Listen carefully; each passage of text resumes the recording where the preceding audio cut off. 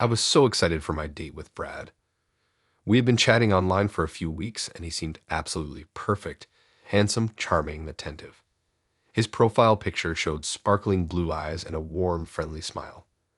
Through our messages, he came across as a real gentleman, thoughtful, intelligent, and witty. When Brad suggested meeting up for dinner, I quickly agreed. We decided on a cozy Italian restaurant downtown that Saturday night.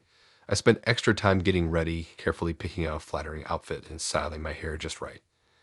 This guy really seemed worth the effort. Brad was already waiting when I arrived at the restaurant. He stood up to greet me with a hug. He looked just like his photos, tall, athletic, with wavy brown hair and those piercing blue eyes. As we sat down, he complimented me effusively, noting how beautiful I looked. I blushed at the attention. The conversation flowed easily as we sipped wine and awaited our meals. Brad was just as charming in person as in his messages. He asked thoughtful questions and seemed genuinely interested in learning all about me, my job, my hobbies, places I had traveled. I happily chatted away, eager to make a connection. After we had finished eating, the questions started to get oddly specific. Brad asked about my family members by name, even obscure details like what year my sister had graduated high school. He knew the town I had grown up in and the name of my childhood best friend. I was unsettled by his knowledge, but tried to brush it off. As we awaited dessert, Brad said my home address out loud, stunning me. He must have seen my shocked reaction, because he quickly explained that he had just wanted to get to know me better before our date.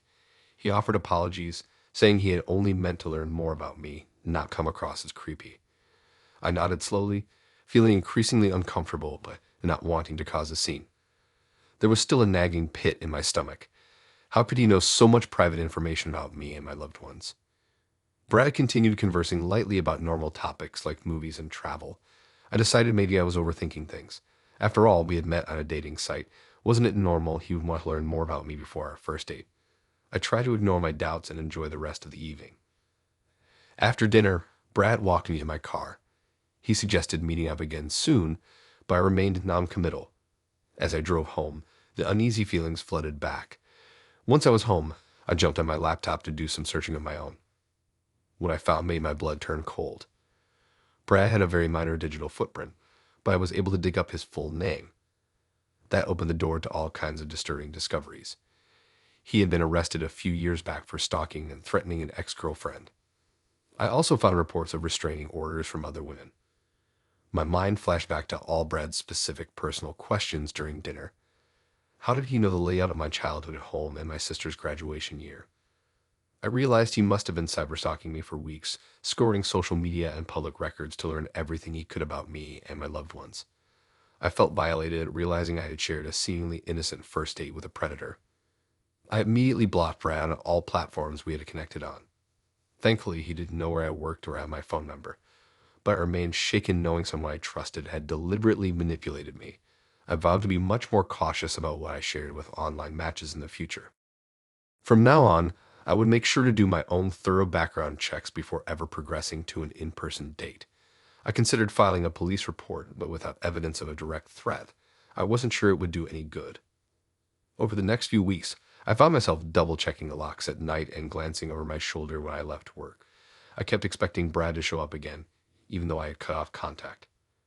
My friends tried to reassure me that he was just a jerk, not an actual dangerous stalker, but they hadn't been there to see the intensely creepy look in his eyes when he recited my address.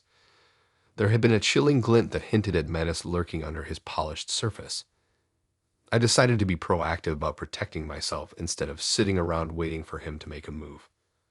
I invested in a home security system, motion-activated lights, and pepper spray to keep in my purse.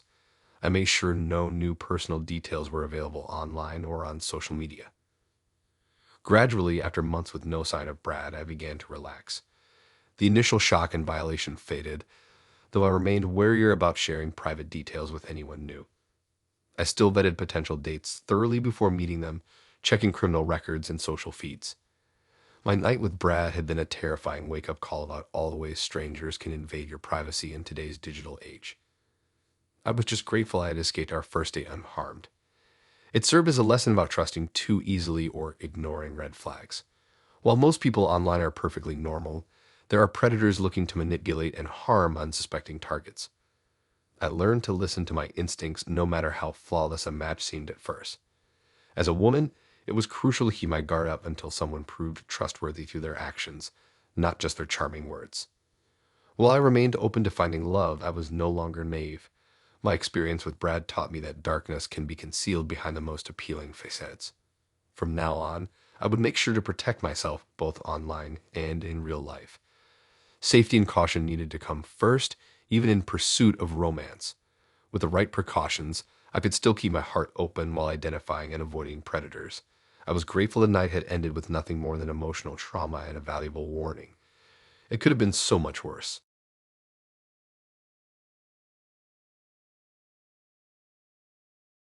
I was so excited for my date with Damon. We had met online a few weeks ago and really hit it off. When he asked me out to dinner, I immediately said yes. I spent all day getting ready, picking out a cute outfit, and doing my hair and makeup just right. When I got to the restaurant, Damon was already there waiting for me. He looked just like his pictures, tall, handsome, with a charming smile. He greeted me with a hug and told me I looked beautiful. The waiter sat us at a nice table near the back, and we dove into easy conversation. Damon was so attentive, asking me questions about my job, my family, my hobbies. I found myself opening up quickly, laughing at his jokes. He seemed genuinely interested in everything I had to say. I was really starting to like this guy. About halfway through dinner, I noticed a woman walk in the front door of the restaurant. She had short black hair and heavy eye makeup. Her clothes looked disheveled. She stood near the entrance for a minute, scanning the room. When her eyes landed on Damon, her face contorted in anger. I was confused, wondering if he knew this strange woman. Before I could ask, she suddenly marched over to our table. She shouted Damon's name and angrily asked how he could do this to her. Damon's smile faded.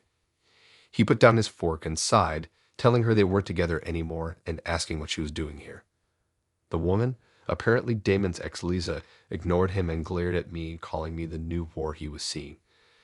Damon reached for my hand across the table, apologizing for Lisa's behavior and explaining she was his ex-girlfriend who was having a hard time since their breakup. Lisa screamed that he didn't break up with her and accused him of cheating with me. Other diners were starting to stare. I felt my face get hot with embarrassment and tried to avoid eye contact, taking a sip of my water. Damon told Lisa firmly that was enough and she needed to leave now. Instead of leaving, Lisa grabbed a bread knife from a nearby table. I froze. She pointed it threateningly at Damon, saying that if she couldn't have him, no one could. My heart was racing. I shot Damon a panicked look, wondering if his ex was really crazy enough to try to kill him in public. Damon told Lisa calmly to put the knife down and cautiously approach her. Lisa suddenly burst into tears, dropping the knife on the floor. The restaurant manager rushed over, announcing he was calling the police. I let out a sigh of relief. Damon apologized to the manager, explaining Lisa had mental health issues and was his ex-girlfriend. Within minutes, 2 police officers arrived and escorted the sobbing Lisa out of the restaurant. The manager apologized profusely to us. The other diners went back to their meals after whispering to each other about the scene. My hands were still shaking slightly from the shock of it all. Damon sat back down across from me and apologizing for what I had to experience. He explained that Lisa had always been obsessive and unstable, which was why he broke up with her months ago. I didn't know what to think. I wanted to believe Damon, but wondered why Lisa seemed so convinced he had cheated with me and called me a whore. I hesitated, unsure whether to stay or politely end the date early. Damon pleaded for a chance to explain himself and walked me to my car after dinner, saying he thought we had a real connection. I reluctantly agreed to let him walk me out. As we left, he apologized profusely again and told me they dated for a year, but he ended it because Lisa became obsessed and controlling, refusing to accept the breakup and stalking him. He assured me he didn't cheat and wanted nothing more to do with her. I listened silently, still unsure of who or what to believe. We reached my car and I told Damon I thought we should call it a night, saying it was all a bit much for a first date. He looked crushed, pleading with me not to let Lisa ruin this before it even started. But I just apologized and got in my car to drive home, watching Damon stare after me in the rearview mirror. All he seemed genuine. Something in my gut told me I needed to be careful with this one. When I got home, I changed into comfortable clothes and curled up on the couch with my cat, thinking over the bizarre events of my date. Even though Damon had apologized, the drama with his ex Lisa was too much for me. I'd never had an ex literally chase me with a knife, and Lisa's name calling made me uneasy about Damon's character. Maybe he did lead her on or cheat, or maybe they had a toxic relationship I wanted no part of. Either way, it seemed wise to keep my distance from Damon, as handsome as he was initially. I had to listen to my instincts telling me to avoid the relationship chaos. I decided to stay in for the night, happy to relax at home drama-free with my cat. A relaxing night in was just what I needed after the stressful events of my date. Thinking back now, I'm grateful I trusted my gut in the end. A crazy ex wielding a knife is definitely a sign to exit any new relationship, so I'll happily be on my own for a while until I meet someone stable. My luck has to turn around eventually.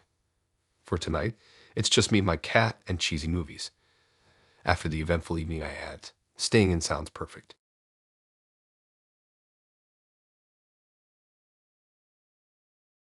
It was supposed to be a simple first date, dinner at a nice restaurant, a little small talk, and maybe a stroll through the park. Nothing too exciting, but a chance to get to know each other a bit better. That's what I had in mind when I agreed to go out with Food. She seemed nice enough when we matched on the dating app, and I was looking forward to a low-key evening.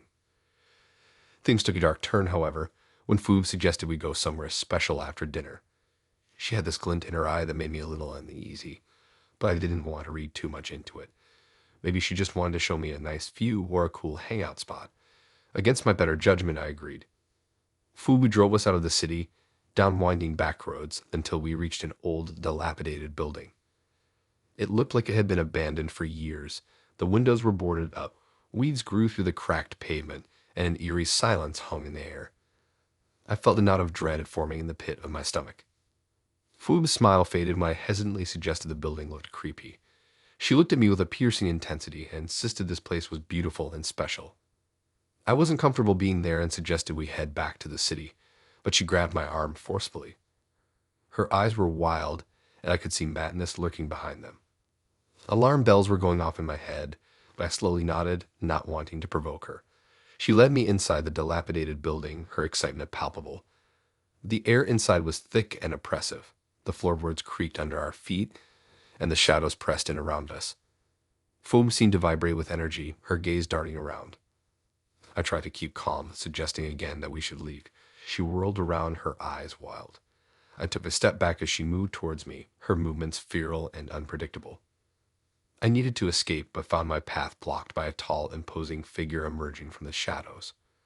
I froze, my blood turning to ice, as Food delightedly laughed and clapped. Another man was here, the honored guest she had told me about earlier. I desperately asked what was happening, but got no answers. The man stepped forward out of the shadows. He towered over me, eyes glinting with malevolence.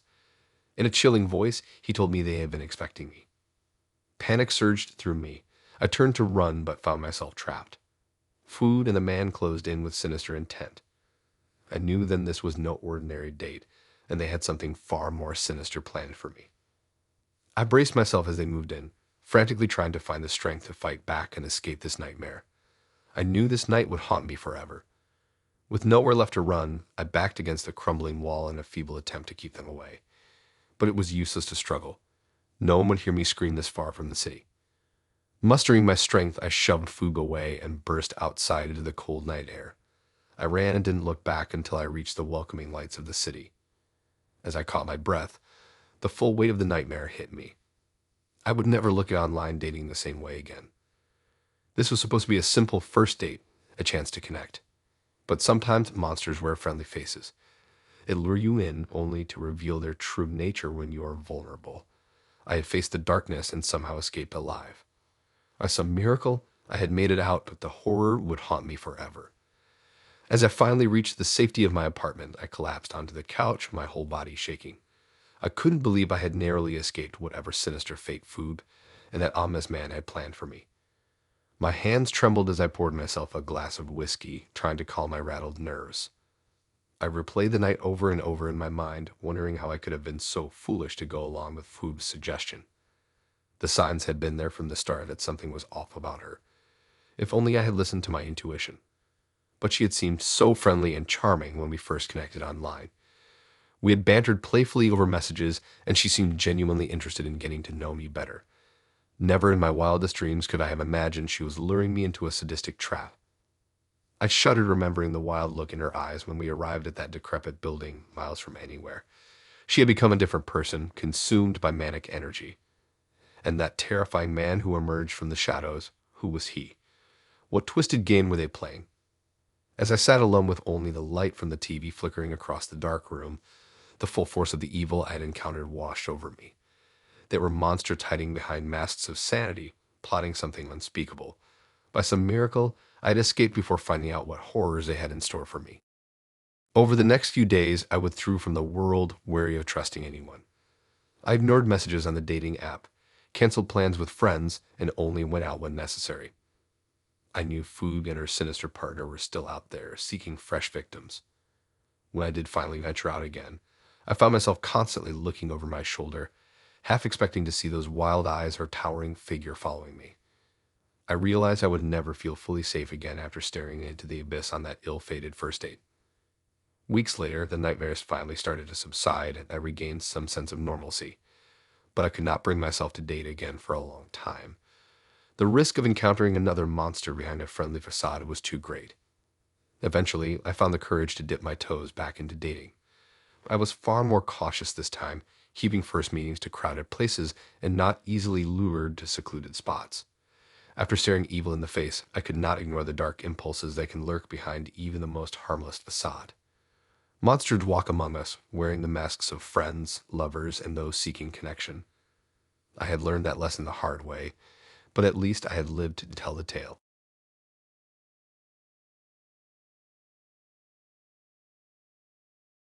I was thrilled for my date with Justin tonight. We had connected online recently and really clicked right away. So when he asked me out to dinner, I excitedly accepted. I took hours getting ready, making sure my hair and makeup looked perfect. I wanted everything to be ideal for this first date. We planned to meet at a trendy new restaurant downtown. When I arrived, Justin was waiting out front looking just as handsome as his dating profile pictures, tall and athletic with warm brown eyes and a friendly grin. We were soon seated at a cozy table towards the back of the restaurant.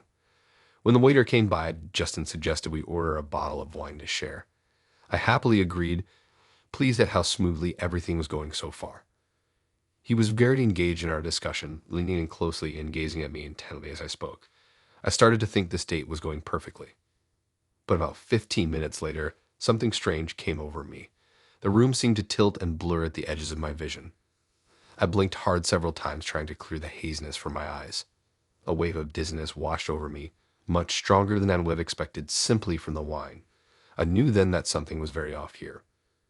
I carefully set my glass down, my hand trembling. I told Justin softly that I was not feeling well and thought I needed some fresh air. As I started to push my chair back and stand up, he grasped my arm firmly. With a concerned expression, he insisted on helping me and told me to put my head down and take deep breaths. He tried to hand me a glass of water, telling me to drink. I attempted to get to my feet, but my legs would not hold me and I collapsed back into the chair. Fear coursed through me as a terrifying realization emerged. Justin must have slipped something into my drink when I wasn't paying attention. Again, I protested weakly that I should leave, but Justin held the water to my lips, insisting I drink it. The room swirled dizzyingly around me. I broke into a cold sweat, knowing I had to get away from Justin right now. Mustering every bit of strength I had left, I pushed him away from me and grabbed my purse. I hurried and stumbled through the restaurant, bumping unsteadily into tables and ignoring the concerned looks from other patrons. I heard Justin calling after me, but did not turn around or stop. I burst out the front doors into the cool night air. The streetlights had blurry halos around them as I staggered down the sidewalk, unsure where exactly I was heading. Cars and buses whizzed by in a blur of noise and wind. Somehow I made it to a busy intersection and tried to hail a cab, but none would stop for me in my disoriented condition. My vision narrowed even more, the edges going dark like a tunnel closing in. My ears rang loudly. I realized I was about to pass out right there on the street corner as the drug fully overtook me. In a final desperate move, I lurched towards a group of pedestrians waiting to cross the street. I collided into one woman, gasping out a plea for help and telling her I had been drugged before losing consciousness completely. As I sank towards the pavement, she and her companions caught me, their alarmed voices echoing distantly as they asked if I was okay. I heard one say they were calling 911. The world faded into blackness. When I regained awareness, I was laying on a gurney being raced down a hospital corridor. A paramedic smiled reassuringly at me and explained I was safe now on the way to the emergency room. An overwhelming feeling of relief washed over me. I had managed to escape from Justin and get help just in time. My terrifying first date was finally over. As I lay there trying to process everything that had just happened, my mind flooded with questions. How could Justin have done something so horrible on our very first date? He had seemed like such a nice, normal guy online when we first met up. Was this some twisted game to him? Or maybe he actually had convinced himself he was taking care of me by drugging me, as insane as that rationalization would be. The paramedic patted my shoulder gently, telling me I was very brave and should be proud of myself for escaping despite being drugged. I appreciated his kind words, but still felt shaken to my core that I had come so close to something truly sinister happening tonight. As the gurney wheeled into the busy emergency room, I was swarmed by doctors and nurses checking my vital signs, flashing lights in my eyes, and asking questions to assess my condition. Blood was drawn and sent for analysis. Though the chaos was disorienting, I felt relieved to be surrounded by people who could care for me properly. I dozed on and off, the lingering chemical fog making me groggy. Police officers came and gently questioned me about Justin and what exactly had happened on our date. I recounted everything I could remember, my voice shaking as I described the growing unease I felt in the restaurant before realizing I had been drugged. They reassured me I was safe now and they would investigate Justin. After several hours, the doctor cleared me to be discharged once I had a friend or family member arrive to accompany me home. I called my roommate Kate, who came rushing to the hospital, panicked or relieved to find me generally all right. She enveloped me in a careful hug, her familiar presence instantly calming. I was ready to go home and try putting this traumatic night behind me. Kate supported me as I slowly shuffled out of the hospital, still feeling weak and dizzy. I took a deep breath of the cool night air, comforted to know I was no longer in danger. As Kate drove me home, I rested my throbbing head against the window and watched the city lights go by in a blur. We soon arrived back at my apartment. Kate helped me upstairs and settled me into bed, making me some chamomile tea and keeping a watchful eye as I drifted off to sleep. I was incredibly grateful for her caring presence after everything I had endured tonight. Though it would take time to feel normal again after this violation of my trust, I took some solace knowing I escaped before things got worse. Justin had not succeeded in whatever twisted plan he may have had for me after drugging my drink. I was safe now, surrounded by people who truly cared for me, and I was determined not to let this horrible experience keep me from living life.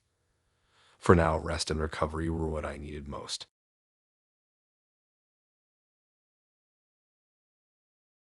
I still get chills when I think back to that first date with Brian. At first, everything seemed totally normal. We met at a coffee shop, ordered our drinks, and sat down to chat. Brian seemed attentive, asking questions about where I grew up, my family, and my job. I didn't think much of it at the time. Who doesn't ask those kinds of getting to know you questions on a first date?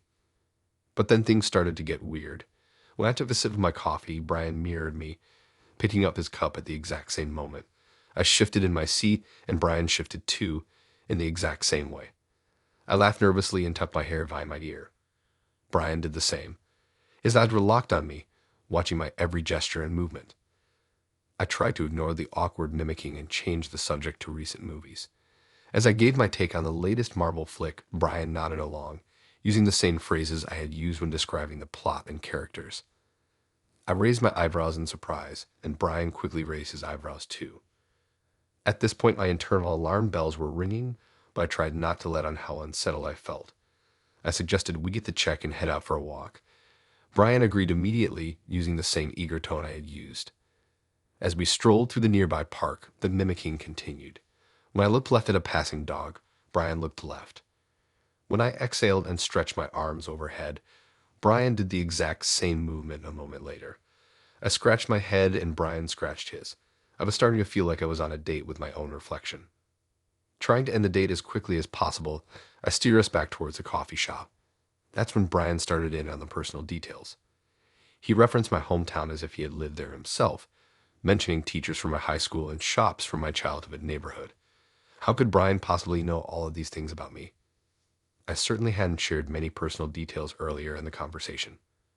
Brian started telling anecdotal stories too, using the same story structure and phrasing that I often rely on. The way he described his childhood home and family traditions sounded eerily similar to my own life experiences. For a moment, I almost believed that this person had a twin version of my past. As we reached the coffee shop, Brian turned to me with a smile. "I had a really nice time getting to know you," he said, placing a hand gently on my shoulder. His expression seemed warm and genuine, but the words rang hollow. This person didn't know the real me at all. He had simply copied my actions and words all night, like a researcher studying a lab animal. I quickly muttered some excuse about needing to get home, pulled away from Brian's touch, and all that ran to my car. I could feel his eyes watching me as I drove off. Who was this eerie doppelganger of a date, and why had he taken such an interest in mimicking my every move? I still don't know what Brian was after, but I am certainly relieved that I escaped when I did. I never saw or heard from him again. That night still haunts me, though. It serves as a warning that you never know the motives of a stranger, no matter how normal they may seem at first.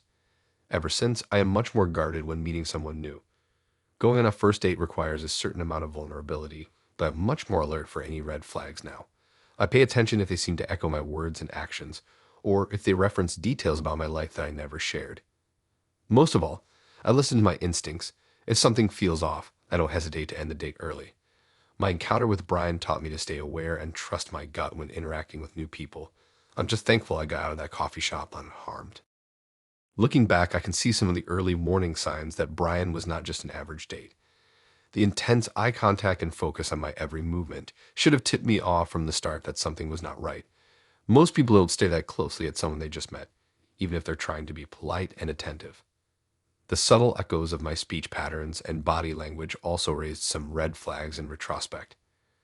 We all naturally mirror each other to some extent in conversation, but Brian took it to an extreme, precisely mimicking my gestures in a way that seemed studied, even rehearsed. I also should have trusted my instincts when he seemed to know improbable details about my life. My hometown is relatively obscure, and the odds of a random date knowing facts about my childhood neighborhood were incredibly slim. When Brian referenced those details, alarm bells should have gone off that he likely had done some digging into my background before our date without my knowledge or consent. And the stories he told about his own past were clearly fabricated to sound eerily similar to my own experiences, another huge red flag. Looking back on it now, it seems obvious that Brian had researched me in advance and carefully planned how he would mirror me on our date. But in the moment, I overrode those instincts and rationalized away the weird vibes, likely because I didn't want to believe someone could behave that strangely on purpose. I let my guard down when I should have listened to my gut. If I could do it over again, I would have ended the date much sooner. I'm lucky I got out of there relatively unscathed. It was a lesson learned the hard way. Now I am much better about trusting my intuition and looking for those red flags when interacting with new people. If someone seems unnaturally fascinated with the details of my life early on, I take that as a sign to be cautious and limit how much I share with them until I get to know them better. And mirroring can be fine, but if it becomes constant and precise imitation, that's usually a good indicator that their interest is not sincere or healthy. My gut reaction is warning me in those situations that something is off. While an overly obsessive first date like I had with Brian is thankfully rare, it taught me to keep my guard up in the early stages of meeting someone. There are dishonest and even dangerous people out there who can initially come across as charming, which is why it's so important to watch for red flags. Pay attention if their interest seems unusual or off balance. Make sure to meet first in a public place and have your own transportation so you can leave if you ever start to feel uncomfortable. Don't dismiss your intuition if it tells you something is wrong. While most people are kind, you have to look out for your own safety because others may not have good intentions. My bizarre experience was a crash course in trusting my instincts and being more cautious when connecting with new potential partners. I'm grateful it ended without real harm, and that it helped me learn to better protect myself out in the dating world.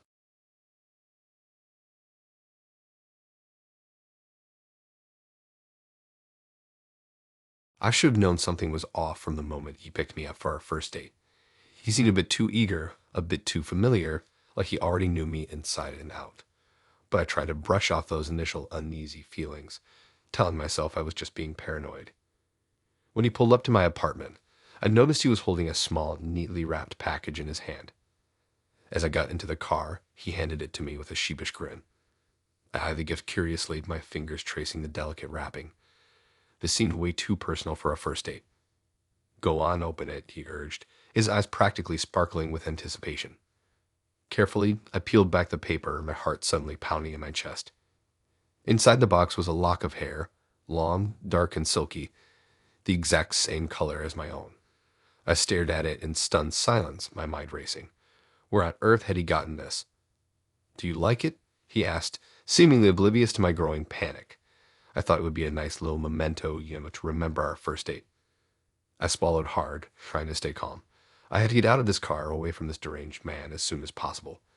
My hands shook as I fumbled with the door handle. Before he could say another word, I threw open the door and practically tumbled out onto the sidewalk. I could hear him calling after me, but I didn't dare look back. I just ran, my heart pounding, the adrenaline coursing through my veins. I don't know how long I ran for or where I was even going. I just needed to put as much distance between myself and that man as possible. Eventually, I found myself standing outside my apartment building, hands trembling as I fumbled with my keys. Once I was safely inside, I sank down onto the couch, my whole body shaking. What the hell had just happened? How could I have been so blind? All the signs had been there, but I had ignored them, convinced that I was simply being paranoid. And now I was paying the price. This man, this complete stranger, had been stalking me, obsessing over me, for who knows how long, and he had the audacity to think I would actually enjoy his gift. I sat there, replaying the encounter in my mind, trying to make sense of it all. Where had he gotten that lock of hair? Had he been following me, watching me without my knowledge? The very thought made my skin crawl. I couldn't stop picturing his face, the way he had looked at me with such intense, almost predatory fascination. I don't know how long I sat there, lost in my own thoughts, but eventually my racing heart began to slow. I needed to do something to report this to the police, but the idea of having to relive that encounter again made me feel physically ill. In the end, I decided to wait until the morning when I would be calmer and more clear-headed. For now, I just needed to try and get some rest to push this whole horrific experience out of my mind, at least temporarily. I knew sleep would be elusive, but I had to try. I couldn't risk running into that man again. As I lay in bed, staring at the ceiling, I couldn't help but wonder what else he might be capable of. The thought of him continuing to stalk me, to invade my life in increasingly disturbing ways, filled me with a sense of dread. I felt violated, unsafe in my own home. The next morning, I woke up feeling just as exhausted as when I had gone to bed. The adrenaline and panic from the previous night had faded, leaving me empty and numb. I dreaded having to recount the story to the police, but I knew I couldn't keep this to myself. This man was dangerous, and who knows what he would do next if I didn't speak up. After a quick shower, I sat down on the couch and dialed the police station with shaky hands. My voice cracked as I explained what had happened the night before, how my date had given me a lock of hair and made it clear he had been stalking me. The officer on the other end of the line was calm and reassuring, asking me questions about the man's appearance, its car, and any other details I could provide. I answered as best I could, my memories of the encounter painfully vivid. Over the next few days, I found myself constantly looking over my shoulder, keeping my curtains drawn and checking that my doors were locked several times a night. I barely slept, jolting awake at the slightest noise outside or down the hall.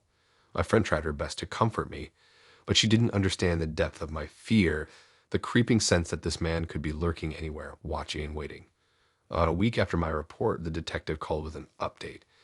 They had identified the man based on my description and had taken him in for questioning. He admitted to having followed me on several occasions, taking photos and collecting personal items that I had unwittingly dropped or left behind. He had been building up the courage to actually approach me for months before finally asking me out online. While disturbing, the detective assured me that it didn't seem he had any concrete plans to harm me. They would be monitoring him closely, but said I should be safe to return home and resume my normal routine. I was relieved but still shaken, knowing this man had invaded my privacy and freedom without my knowledge for so long. In the weeks that followed, I found myself second-guessing every new acquaintance, wondering if they too might have ulterior motives. That naive trust I'd always taken for granted was broken. I no longer felt safe in the world the way I once had. But with time and the knowledge that my stalker was being watched, I started to heal. I tried not to live in fear or let this one horrific experience close me off completely. Though I don't know if I'll ever be able to date comfortably again, I'm grateful the police took me seriously and acted quickly. Things could have ended so much worse had I ignored those initial red flags on our first date, if I had tried to downplay or rationalize that gift of hair. I'm still looking over my shoulder now and then, but I won't let one disturbed man steal my freedom or peace of mind.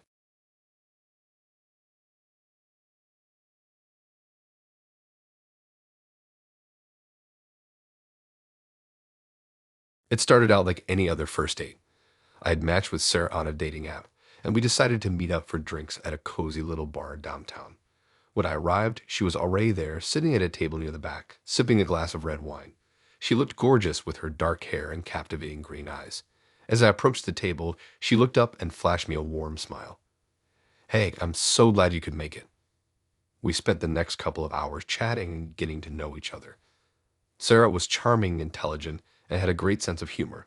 I was really starting to like her. The conversation flowed naturally. I felt myself hanging on her every word. She seemed genuinely interested in learning about me as well, asking thoughtful questions and listening intently. Everything was going well until the waiter brought our food. Sarah had ordered a salad, but when he placed it in front of her, she frowned. "This isn't what I ordered," she said, her brow furrowing. The waiter apologized and quickly went to correct the mistake. But Sarah's demeanor had suddenly shifted. She sat there, arms crossed, glaring at the waiter as he hurried away. I tried to diffuse the tension. "Hey, it's no big deal. Mistakes happen. I'm sure he'll have it fixed in no time." I offered her a reassuring smile, but she didn't return it. Instead, she let out an irritated sigh. When the waiter returned with her correct order, Sarah inspected it closely before taking a bite. Her expression remained neutral, and she didn't say a word. I, on the other hand, was starting to feel a bit uncomfortable with the awkward silence. As we continued our meal, I noticed Sarah periodically checking her phone, her brow furrowing deeper each time. Finally, she let out a frustrated huff. I can't believe he hasn't responded to my text yet," she muttered under her breath. I tried to steer the conversation in a more positive direction, but Sarah seemed distracted and on edge. Every little thing seemed to set her off. A loud group at the bar, the music being too loud, the waiter taking a little too long to refill her wine glass. I couldn't help but wonder what was going on. This was such a stark contrast to the charming woman I had been talking to just a short while ago. I started to feel uneasy, like I was walking on eggshells, afraid of saying or doing the wrong thing. As we finished our meal and the waiter brought the check, Sarah snatched it from his hand, quickly scanning the total. "This is ridiculous," she exclaimed, her voice rising. "I thought drinks were supposed to be happy hour priced." The waiter, clearly taken aback by her outburst, apologized and explained that the happy hour specials had ended at 7 p.m. Sarah shook her head, her lips pressed into a thin line as she pulled out her wallet and slammed some cash on the table. I tried to interject, to smooth things over, but she cut me off. "Let's just get out of here," she snapped, grabbing her purse and storming towards the exit. I hurried to catch up with her, wondering what on earth had happened. Had I done something wrong? Said the wrong thing? As we walked to our cars, the tension between us was palpable. I could feel my heart racing, a pit of dread forming in my stomach. When we reached our vehicles, Sarah turned to me, her eyes narrowed. "I had a really shitty time tonight," she said flatly. "I don't think this is going to work out." I was taken aback by her bluntness, and a part of me felt relieved that this disastrous date was coming to an end. But there was also a lingering sense of unease. Something about the way she had reacted to the minor hiccups of the evening had set off alarm bells in my mind. As I drove home, I couldn't stop thinking about the abrupt shift in Sarah's demeanor. One minute she was charming and engaging, and the next she was snippy and on edge, her anger bubbling just beneath the surface. I couldn't help but wonder what else she might be hiding, what other triggers might set off her volatile temper. The more I replayed the events of the evening in my mind, the more unsettled I felt. The look in her eyes when she was angry, the way her body had tensed up, the venom in her voice, it all felt so unnatural. Like a mask had been lifted, revealing a side of her that was dark and unpredictable. As I lay in bed that night, I couldn't shake the feeling that I had narrowly avoided a potentially dangerous situation. What if the missed text or the delayed order had been the catalyst for something much more sinister? The thought sent a cool buzz down my spine. I may have dodged a bullet tonight. I couldn't help but wonder, what if the next person she goes out with isn't so lucky? What if her anger issues spiral even further out of control? I tossed and turned, images of Sarah's menacing glare flashing through my mind. Her overreactions kept replaying in my head. The way she had seethed at the waiter over a simple mistake, how she had blown up over a minor billing issue. They seemed so disproportionate to the actual triggers. What really disturbed me was imagining how much worse her reactions could potentially become. If a missed text put her in such a foul mood, what else might provoke a more violent outburst? I shuddered at the thought. As I finally drifted off to sleep, I felt a pang of concern for the next unsuspecting guy who may cross paths with Sarah. Sure, our date may have ended without major incident, but would the same be true next time? I realized in that moment that I had seen a glimpse of Sarah's deeply buried rage, barely contained below the surface. My only hope was that the next person who awakened that sleeping beast would get away unscathed, though something told me that might be too much to hope for.